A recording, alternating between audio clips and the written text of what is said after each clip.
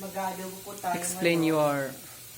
So, magandang gabi po guys. So, ngayong gabi po, ang video na inyong mapapanood ay pagluluto.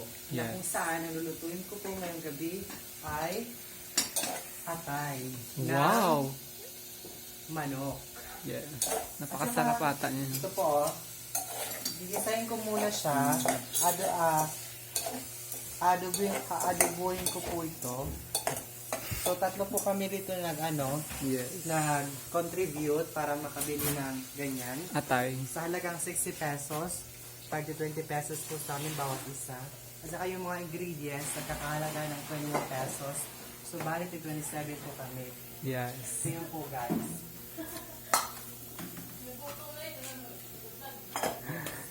$27 guys, huwag niyo sabihin sa manok lang yan. Dahil ang 27 guys, nandiyan na yung ingredients. Tatapan muna natin. At kailangan ng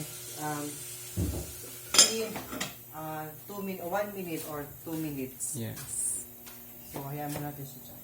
Mas lang may close. Magbabalik kami guys mamaya.